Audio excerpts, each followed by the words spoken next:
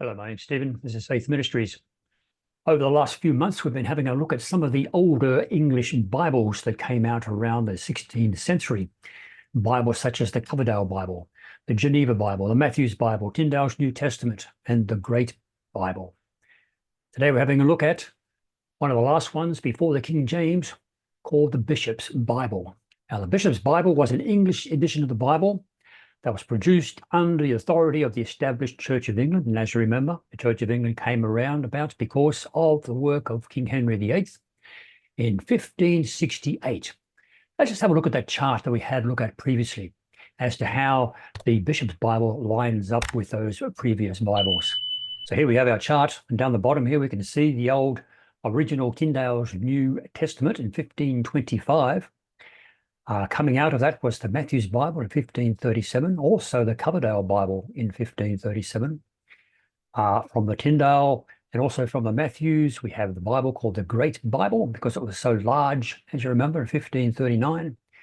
And then also from Tyndale and from the Matthew's Bible, we have the Geneva Bible, 1560, which proven to be a very popular Bible at the time.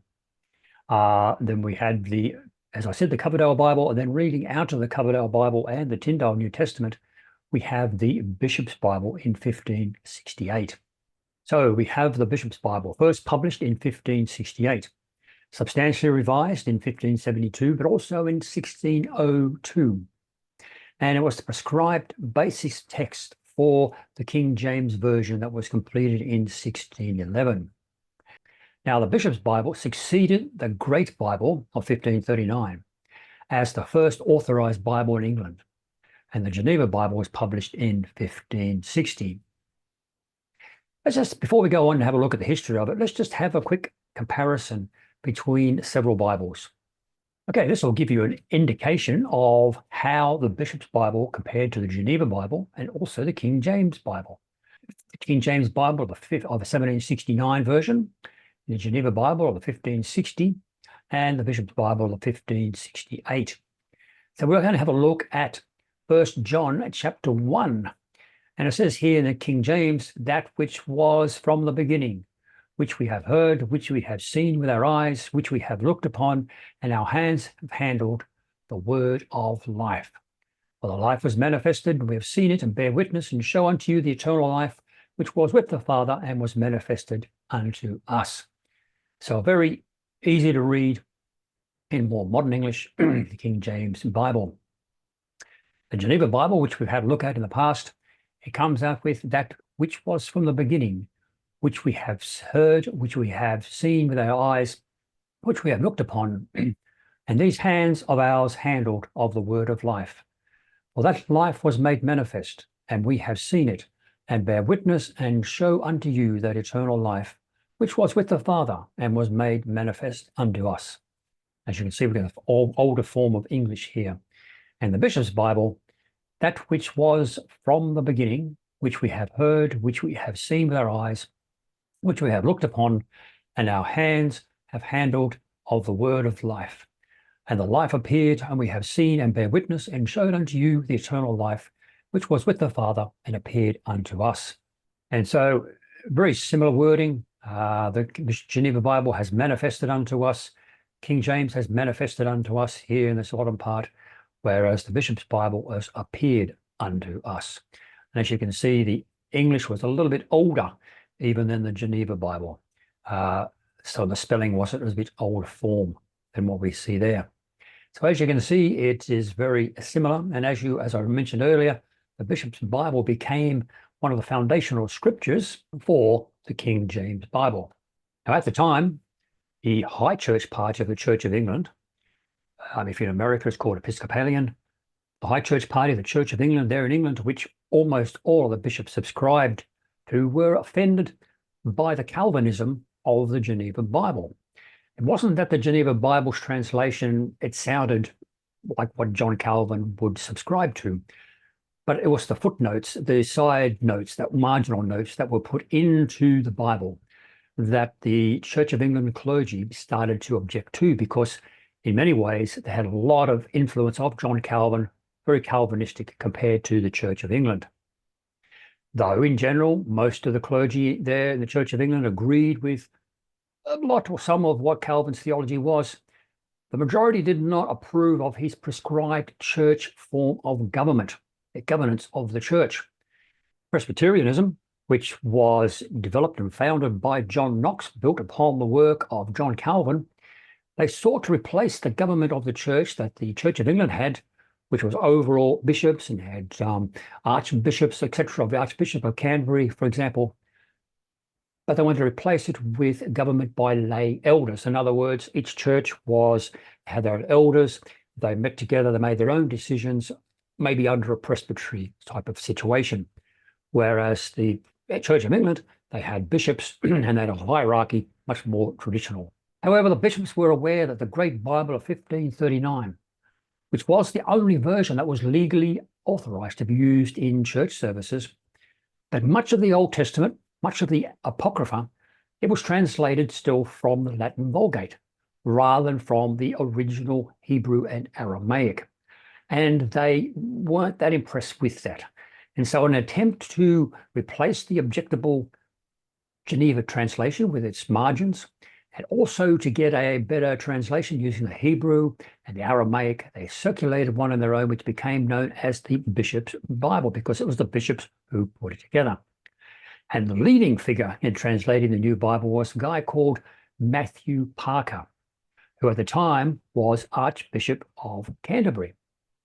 Matthew Parker, if you're interested, he was born in 1504, died in 1575, English bishop, Archbishop of Canterbury, as I said, from 1559 until his death.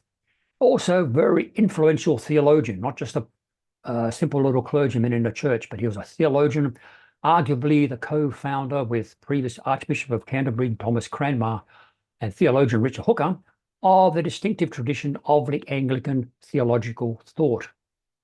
And it was Parker who was one of the primary architects of the 39 articles that the Church of England, or the Anglicans, use as their doctrine, as their foundations for it. So this Matthew Parker was a pretty influential and important person at the time.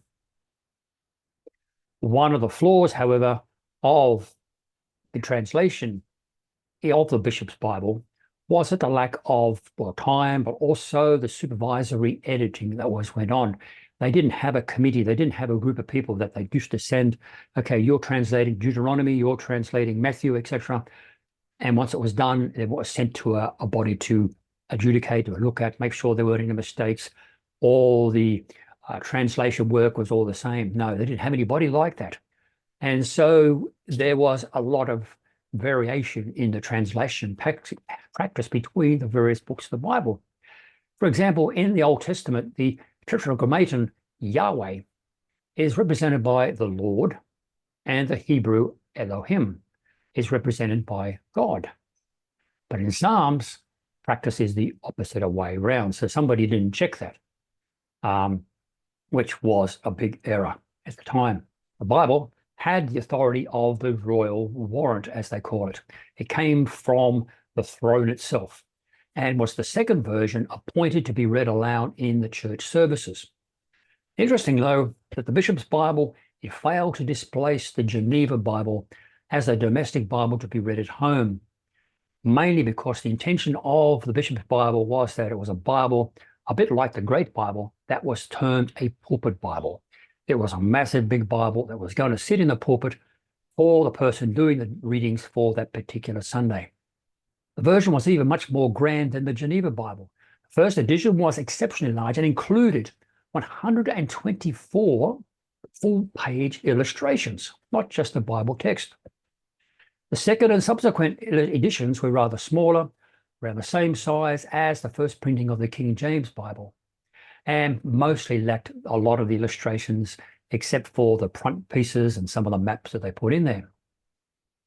Now, the Bishop's Bible, or the New Testament, it went through 50 editions, in other words, 50 runs, whereas the Geneva Bible, because it was a lot more popular, it went through 150 times printed. It was reprinted 150 times.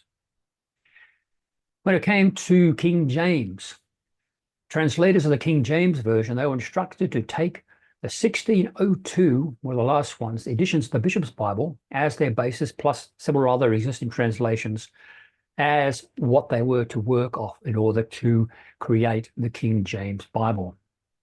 Then after it was published in 1611, the King James Version soon took the Bishop's Bible place, probably because of a lot of the errors, probably because of it wasn't done perfectly as the King James Bible was put together as a work of art, as a literary masterpiece, as we know. And the King James became the de facto standard of the Church of England, and which has carried on to this day.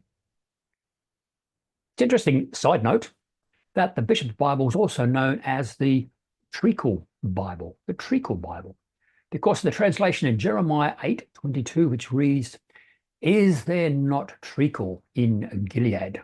A rendering also found in several other earlier editions such as the Great Bible. The King James Version of 1611 came along and it replaced the word treacle with the word balm, which is where we get the balm of Gilead rather than the treacle of Gilead, for example. So they had some interesting things, they had words mixed around, translation words mixed around there in the Bishop's Bible. It was put together, it was around for a few years, but it never really took off. So that's the Bishop's Bible. We basically had a look at a lot of the foundational Bibles that were produced because people wanted a Bible in the English language that the ordinary people could read, that they could be used within churches, other than those used within the Catholic Church, at the Roman Catholic Church at the time. And they're all culminating together to produce the King James Version in 1611. It's an interesting Bible. They say that because of its lack of popularity, you can get a facsimile of it, but it never really never been reprinted. Like, for example, the Geneva Bible. You can go to your Christian bookshop now and you can buy a Geneva Bible, all printed, beautifully looking Bible with everything in it. But the Bishop's Bible, no. You have to go online and actually to read it online itself. Well, I hope you enjoyed this short video looking at one of these last historical Bibles that we've looked at in the past. The Bishop's Bible, interesting Bible. It wasn't around all that long, but it was still part of the history of Bible translation and the development of the Bibles that we have today. I hope you enjoyed it, and if you did, please like, subscribe, and share so more people may see it. And until next time, God bless.